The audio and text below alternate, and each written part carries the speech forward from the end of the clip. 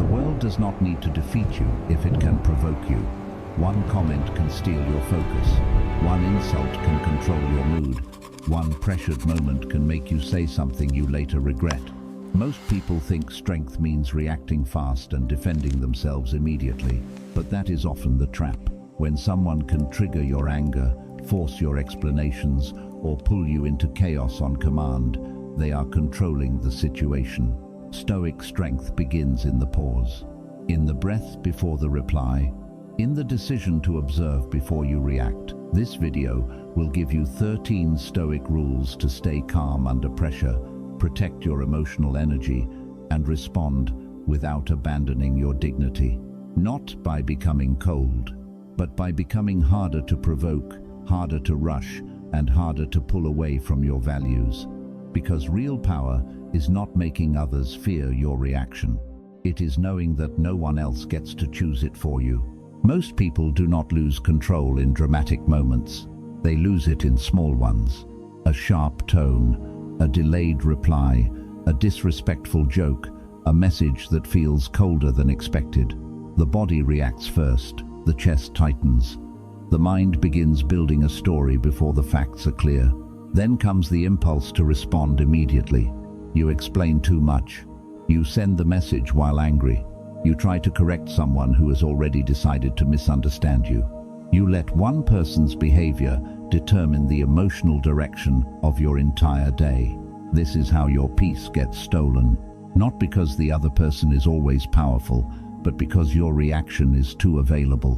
When people know exactly what makes you defensive, angry, or desperate to prove yourself, they only need to press the right emotional button. The problem is not that you feel anger, hurt, or frustration. The problem begins when every emotion receives immediate authority. A feeling arrives, and you obey it. A provocation happens, and you accept the invitation. Then the same pattern repeats. The same arguments, the same regret, the same people draining the same energy. Stoic calm is not a personality trait. It is a trained response. It is the ability to notice what is happening inside you before it becomes behavior outside you. That requires a better question. Not, how do I make them stop? But, what will this reaction cost me later? Will this conversation create clarity, or only more noise? Will this explanation change anything, or only exhaust you? You do not need to ignore disrespect, but you do need enough self-command to choose the right response instead of the fastest one. Because the moment between what happens and what you do next is where your freedom still lives. Stoicism does not ask you to become silent in every situation. It asks you to stop confusing immediate reaction with strength. There are moments when you should speak. There are moments when you should set a boundary. There are moments when you should leave. But none of those actions become wiser just because they happen faster. A calm response begins by separating three things: what happened, what you assumed it meant, and what action actually serves your values. Most emotional mistakes happen because these three are mixed together. Someone speaks sharply, and you assume they are trying to humiliate you. Someone delays a reply, and you assume you are being rejected. Someone disagrees with you, and you assume your worth is being questioned. The event may be real. The meaning you attach to it may not be. The Stoic mind creates distance between the event and the judgment, not to avoid reality, but to see it more accurately. Before you react, ask, what do I know for certain? What am I adding? What response would I respect tomorrow? That pause does not make you weak. It keeps another person's behavior from choosing your character for you. Stoic calm is not emotional numbness. You can feel anger and still speak clearly. You can feel hurt and still refuse to beg for understanding. You can feel fear and still take the necessary action. The goal is not to feel less. The goal is to become less controlled by what you feel in the first moment. This is the foundation of the 13 rules that follow. Each one is designed to protect the space between impulse and action, because that space is where judgment becomes discipline, and discipline becomes freedom. Some people do not need to control your decisions directly. They only need to provoke your emotions. A sarcastic comment, a public interruption, a message designed to make you defensive. The moment you react automatically, you begin moving on their schedule instead of your own. That is why the first Stoic rule is simple. Do not react on command. This does not mean you ignore every insult. It means you refuse to let someone else decide when, how, and in what emotional state you respond. When you feel the trigger, pause for 3 seconds. Do not speak yet. Lower your shoulders. Take one slow breath. Then, identify what is happening. Is this a real issue that requires a boundary? Is this a misunderstanding that needs clarification? Or is this simply bait? Not every provocation deserves access to your voice. Sometimes the strongest response is a calm sentence. I am not continuing this conversation in this tone. Sometimes it is, I will respond when I have had time to think. And sometimes it is silence, followed by distance. The purpose is not to make the other person uncomfortable. The purpose is to protect your judgment. Because when you react in anger, you often give away more than emotion. You reveal your weak point. You say too much. You make promises, threats, or accusations that create new problems. Then the original offense becomes less important than your reaction to it. Train this rule in small moments. The rude driver, the passive-aggressive comment, the impatient message. Each time you refuse to react on cue, you strengthen the habit of choosing. You may still feel the heat.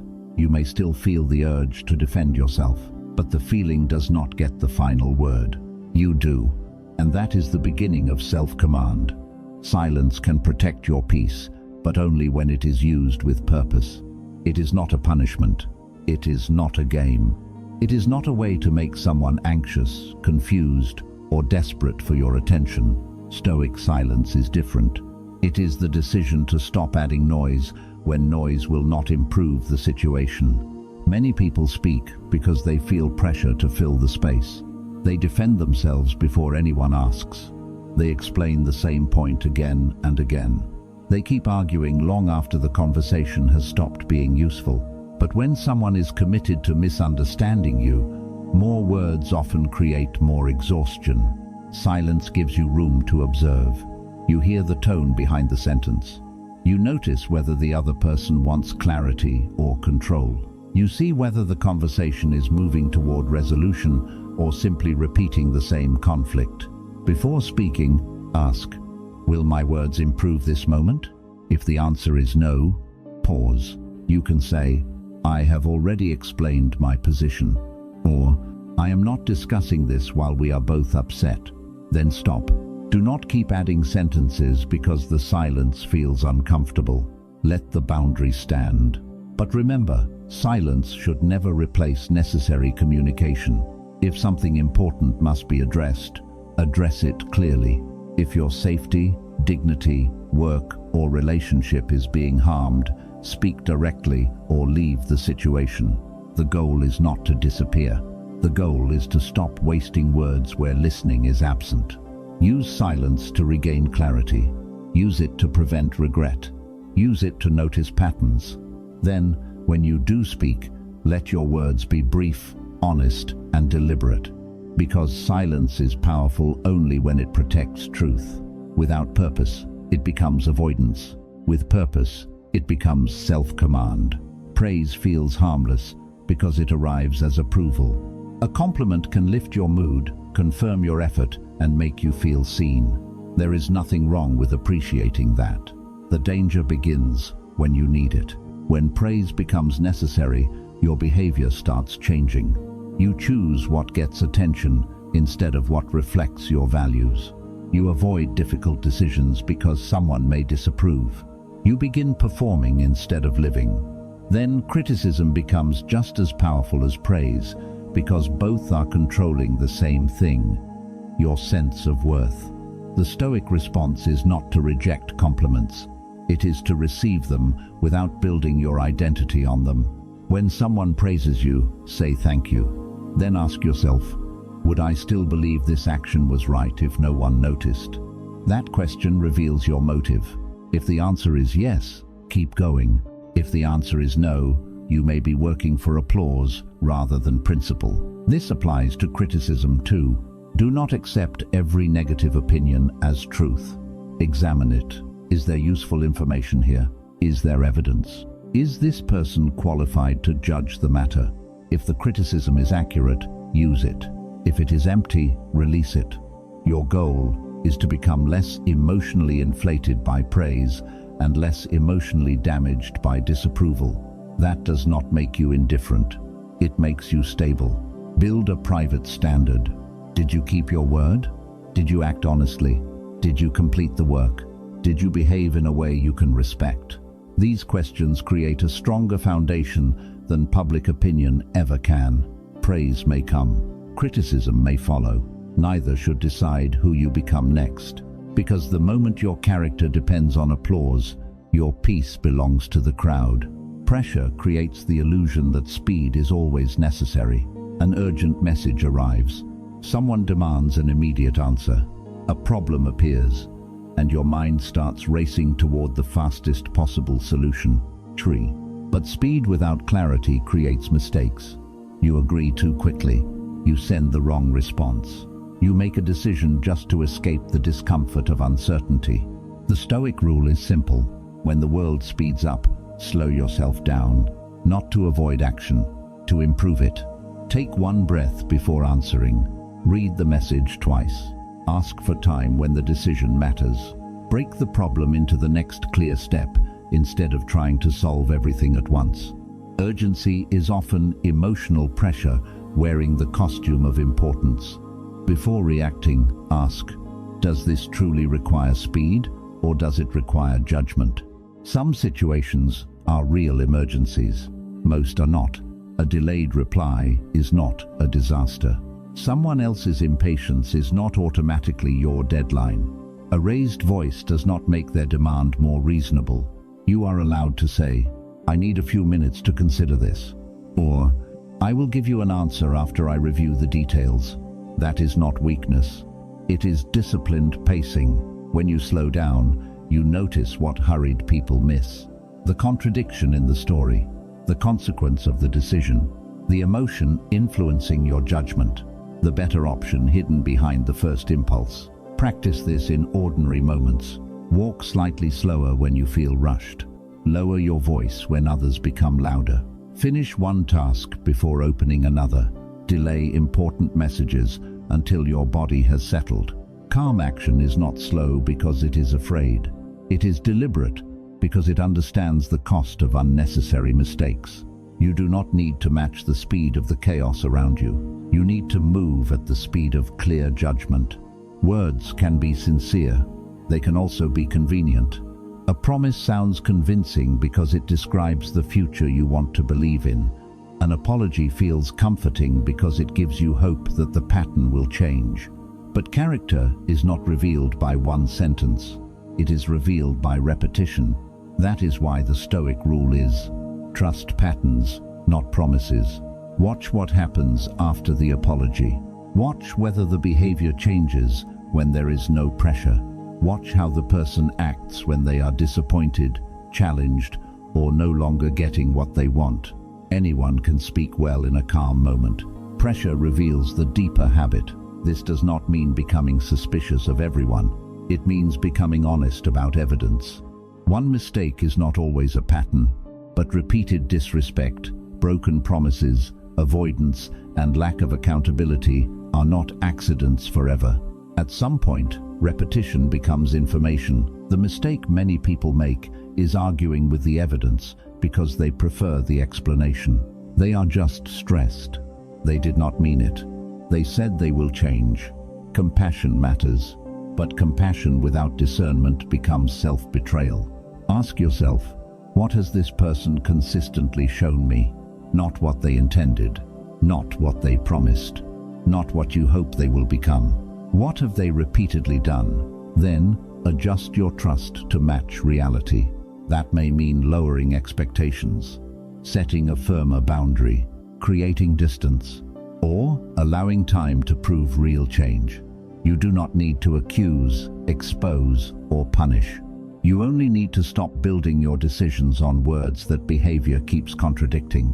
Apply the same rule to yourself. Do your actions support the promises you make? Do you keep telling yourself you will change while repeating the same habits? Patterns reveal your character too. Clarity begins when you stop debating what repetition has already made visible. Because promises describe intention, patterns reveal truth. Preparation gives you strength. Catastrophizing steals it. There is a difference between calmly considering what could go wrong and repeatedly imagining disaster until your body reacts as if it has already happened. The Stoics practiced preparation because life is uncertain. They did not do it to become afraid. They did it to become ready. The rule is simple. Prepare for difficulty without living inside it. Ask yourself, what could reasonably go wrong? Then follow with, what would I do if it happened? That second question matters. Without a response plan, the mind turns possibility into helplessness. With a response plan, fear becomes information. Maybe a project fails. What is your next move? Maybe someone rejects your request. What remains under your control? Maybe an important plan changes. What can you protect, adjust, or rebuild? Preparation should lead to action. Save the emergency contact. Create the backup plan. Set aside the money. Have the difficult conversation early. Write down the first 3 steps you would take if the situation changed. Then, stop rehearsing the disaster. You do not become mentally strong by forcing yourself to feel nothing. You become strong by proving that uncertainty does not leave you without options. This practice also reveals when fear is exaggerating. Your mind may say, if this goes wrong, everything is over. But when you examine the situation carefully, you often find that something would be painful, inconvenient, or disappointing without being the end of your life. That distinction creates calm. Do not prepare for every imaginable tragedy. Prepare for what is realistic and relevant. Then, return to the present. The purpose of looking ahead is to reduce panic, not to abandon today. Say, this may happen. I may not like it, but I will still have a response. That is Stoic preparation, not the belief that nothing will go wrong. The confidence that if something does, you will meet reality with a plan instead of panic. Talking about a goal can feel like progress. You announce the plan, explain the vision, and receive encouragement before the real work has even begun. For a moment, it feels satisfying. But sometimes that satisfaction becomes a substitute for action. The more you speak, the more pressure you invite. People begin asking for updates. Some offer opinions you did not request. Others doubt you before you have built enough momentum to protect your focus. Then your attention shifts from doing the work to managing how the work looks. The Stoic rule is simple. Protect the early stages of your ambition. This does not mean hiding everything. You may need guidance, accountability, or collaboration, but share with people who can help the work, not with everyone who is willing to comment on it. Before announcing a goal, ask, does sharing this increase my commitment or only give me temporary validation? If it creates clarity, responsibility, or useful support, speak. If it only creates applause, keep working. Let your private standard become more important than public excitement. Did you complete the session? Did you keep the promise? Did you improve the skill? Did you return when motivation disappeared? These are the measurements that matter. Quiet work protects concentration. It allows you to make mistakes without turning every setback into a public failure. It gives the goal time to become strong before it is exposed to other people's expectations. Use a simple rule. Do not announce the next step until you have completed the current one. Work for 7 days before discussing the new habit. Create the first draft before describing the finished project. Build evidence before seeking recognition. The point is not secrecy, it is discipline. You are learning to receive satisfaction from progress itself, instead of from being seen as someone who is progressing. Because ambition becomes stronger when it no longer needs an audience. Speak less about what you intend to become. Give that energy to the work that proves it. When someone disrespects you, the first impulse is often to correct it immediately. You want them to understand what they did. You want them to admit it. You want the balance restored now. But emotional urgency rarely creates real justice. It usually creates escalation. You speak before you are clear. They become defensive. The original issue disappears beneath a new argument about tone, intention, and who reacted worse. The Stoic rule is, delay the response until your judgment returns. This does not mean accepting mistreatment. It means refusing to let anger choose the method. When something crosses a line, first create distance. Take one breath. Leave the room if needed. Write the response without sending it. Then ask, what outcome do I actually want? Do you want clarity? A changed behavior? A firm boundary? A documented record? Or are you only trying to make the other person feel what you felt? That question separates justice from revenge. Sometimes the right response is immediate, especially when safety is involved. But many conflicts improve when you wait long enough to speak with precision. You can say, what you said was disrespectful. I will not continue this conversation if it happens again. Or, I need time to think. We will address this later. Notice the difference. No threats, no performance, no attempt to humiliate, just a clear line and a clear consequence. Delaying emotional justice also protects you from fighting battles that do not matter. Some insults do not require an answer. Some people are not looking for truth. They are looking for access to your reaction. Do not confuse silence with surrender. You can remain quiet now and act later with better information. You can step back, document the pattern, adjust your trust, or leave the situation entirely. Real justice is not always loud. Sometimes it is a boundary enforced consistently. Sometimes it is refusing further access. Sometimes it is becoming so disciplined that another person's behavior cannot turn you into someone you do not respect. The goal is not to win the moment. It is to choose a response that still looks wise after the emotion is gone. Your emotional energy is limited. Every argument, every repeated explanation, every hour spent replaying someone's behavior takes something from you. The problem is not always the size of the event. It is how long you continue paying for it. A rude comment lasts 10 seconds. You carry it for 6 hours. A disagreement ends at noon. You continue arguing with it in your mind at midnight. The other person has moved on. You are still spending. That is why the Stoic rule is, treat your emotional energy like a resource.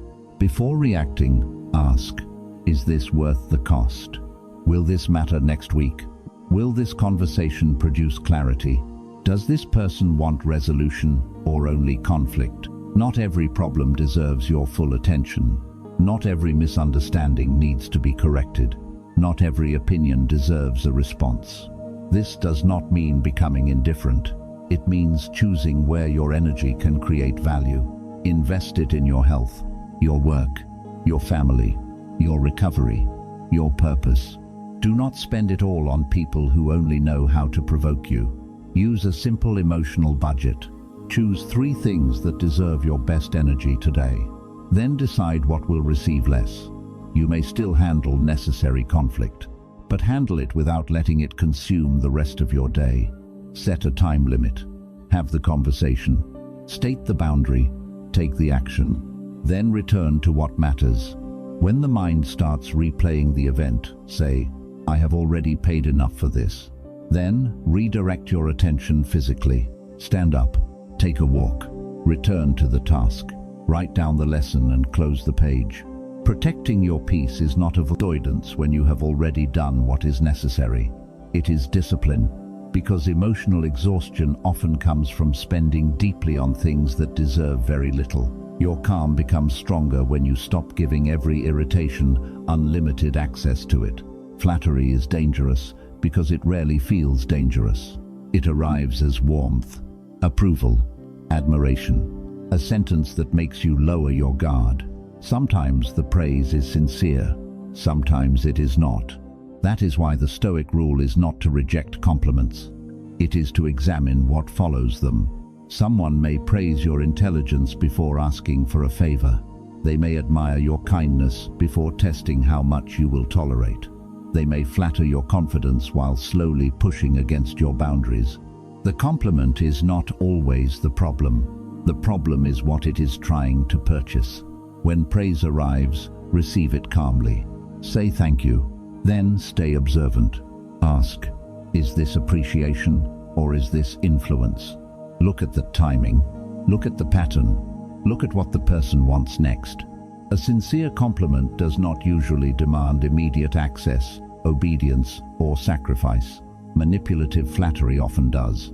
It creates emotional debt. You begin to feel that you should say yes because they made you feel valued. That is the trap. Do not let praise make decisions for you. Use the same standards you would use without it. Does the request respect your time? Does it align with your values? Would you agree if no compliment had been given? If the answer is no, keep the answer no. Flattery can also make you careless in another way. Too much praise can convince you that the work is finished. You stop reviewing your mistakes. You become less teachable. You begin protecting an image instead of improving your character. A Stoic receives praise without pride and criticism without collapse. Both are information. Neither is identity. Practice this response. Thank you, I appreciate that. Then return to your standard. What did you actually do well? What still needs improvement? What boundary still matters? When your sense of worth is stable, praise becomes pleasant but powerless. You can enjoy it without depending on it. You can hear it without being steered by it. Because the person who knows their values cannot be bought with words.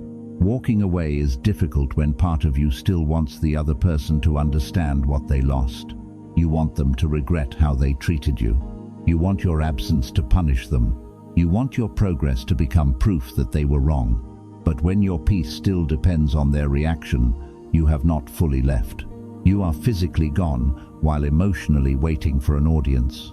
The Stoic rule is, walk away without revenge. Leave because the situation no longer aligns with your dignity, safety, or values. Not because you are trying to create pain, not because silence will make them chase you, not because success will humiliate them later. Revenge keeps the connection alive. It gives the other person a permanent role in your decisions. You begin building your life against them instead of for yourself. That is not freedom. When a relationship, friendship, or environment becomes harmful, first be clear. State the boundary. Name the consequence. Then, follow through. You can say, I am no longer willing to continue this pattern. Or, this situation is damaging my peace, so I am stepping away. After that, stop turning the exit into a performance. Do not send indirect messages. Do not monitor their reaction. Do not repeatedly explain a decision you have already made. Let the boundary become real through consistency. Walking away without revenge does not mean pretending you were not hurt. Feel the grief. Acknowledge the anger. Seek support when needed, but do not turn pain into a mission to injure someone else. Use the energy to rebuild your health, discipline, and direction. The strongest ending is not always dramatic. Sometimes it is simply a closed door that remains closed, because true detachment is not making someone suffer for losing access to you. It is no longer needing them to suffer at all. Not every problem is yours to solve, but if you are used to being the reliable one, the calm one, or the person everyone calls when things fall apart, you may begin treating every crisis as your responsibility. Someone makes a poor decision. You rush in to repair the consequences. Someone refuses to prepare. You sacrifice your time to save the situation. Someone repeatedly creates chaos. You keep absorbing the cost because you do not want to seem selfish. At first, this can look like kindness. Over time, it becomes self-abandonment. The Stoic rule is, help without taking ownership of what belongs to someone else. You can offer guidance. You can provide support. You can respond in a true emergency. But you do not have to become the permanent solution to another person's refusal to change. Before stepping in, ask, is this genuinely mine to handle? Have they taken responsibility for their part? Will my help solve the problem or only delay the lesson? That last question matters. When you rescue someone from the same consequence repeatedly, you may be protecting the pattern rather than the person. Healthy support strengthens responsibility. Unhealthy rescuing replaces it. You are allowed to say, "I can help you think through the next step, but I cannot do this for you." Or, "I am not available to solve this again." Or, "I care about you, but this decision is yours." These statements are not cruel, they are clear. You can love someone without carrying their life. You can care without becoming consumed. You can remain compassionate while protecting your time, money, energy, and health. In situations involving danger, abuse, or serious crisis, prioritize safety and appropriate professional support. But in ordinary patterns of avoidable chaos, stop making urgency your automatic assignment. Let people experience the weight of their own choices. Let them build capacity. Let them learn. Your peace is not selfish simply because someone else preferred unlimited access to it. Sometimes the most responsible help is refusing to keep rescuing. Some people misunderstand calmness. They think it means feeling nothing, never getting angry, never showing hurt, never admitting that something affected you. But that is not self-mastery. That is often suppression. Stoic calm does not remove emotion. It changes your relationship with emotion. You still feel the anger. You still feel the disappointment. You still feel the fear. But you do not let the first wave decide the next action. The rule is simple. Feel fully. Act deliberately. When emotion rises, name it. I am angry. I feel rejected. I am afraid of losing control. This creates distance between you and the feeling. You are experiencing anger. You are not anger itself. Then ask, what does this emotion need from me? Sometimes it needs expression. Sometimes it needs rest. Sometimes it needs a boundary. Sometimes it needs to be questioned. And sometimes it simply needs time to pass. Calmness is not pretending everything is fine. It is being honest without becoming reckless. You can say, that hurt me, but I do not want to discuss it while I am angry. You can say, I need space before I respond. You can say, this crossed a line and I am stepping away. These are emotional responses, but they are not emotional explosions. That distinction matters. Suppressed emotion often returns as resentment, exhaustion, insomnia, or sudden outbursts. So do not use Stoicism to silence what needs care. Use it to choose the right form, time, and place for expression. If anger remains intense, sleep is disrupted for a long time, or the situation involves abuse, threats, or psychological crisis, prioritize safety and seek appropriate professional support. The goal is not to become untouchable. The goal is to become trustworthy to yourself. To know that even when you feel deeply, you will not abandon your values. That is calm, not emptiness, not coldness. Control. These 13 rules become useful only when they survive contact with a real day. For the next 24 hours, do not try to master everything. Practice one simple system. First, identify your 3 most likely triggers. Write them down. A certain person, a type of message, a situation where you usually rush, defend yourself, or lose patience. Then decide your response before the trigger arrives. Use this sequence. Pause. Breathe. Name what is happening. Choose what belongs to you. When the trigger appears, do not answer immediately. Take 3 seconds. Exhale slowly. Relax your jaw. Then ask, what happened? What am I assuming? What response will I still respect tomorrow? Next, choose one silence rule. For the entire day, do not explain yourself twice. Say what needs to be said clearly. If the other person refuses to listen, stop adding words. Choose one energy rule as well. Before entering an argument, ask, is this worth the cost? If the answer is no, leave the conversation, redirect your attention, or set a boundary. Then choose one pressure rule. Whenever someone demands an immediate answer, pause before agreeing. Use this sentence: I need a moment to think. Finally, complete one quiet action that supports your character.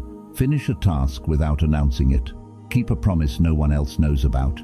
Walk away from one piece of unnecessary conflict. At the end of the day, review 4 questions. Where did I react too quickly? Where did I protect my peace? What pattern did I notice in someone else? What will I repeat tomorrow? Do not judge the day by whether you stayed calm every moment.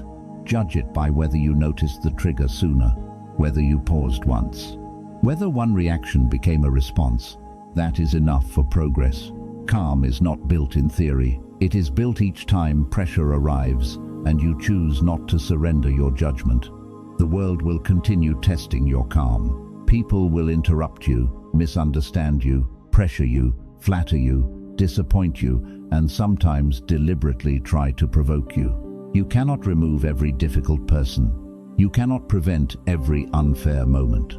But you can stop making your inner state available to anyone who knows how to press the right button. These 13 rules all return to the same principle. Your response belongs to you, not to the person who raised their voice, not to the message that made your chest tighten, not to the crowd offering praise today and criticism tomorrow, not to the crisis someone else created. You do not become mentally strong by winning every argument. You become strong by refusing to abandon your judgment inside one. You pause instead of reacting on cue. You use silence without turning it into punishment. You trust patterns more than promises. You slow down when pressure demands speed. You protect your emotional energy. You walk away without revenge.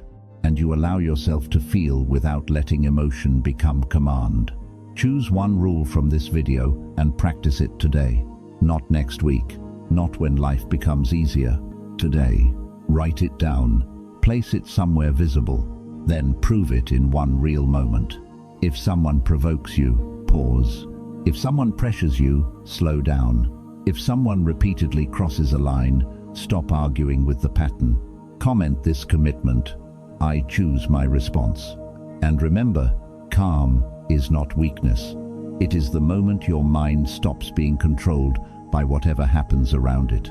In the next video, we will go deeper into the Stoic rules that help you stop over-explaining, set stronger boundaries, and protect your peace without becoming cold. Until then, do not ask whether the world will test you again.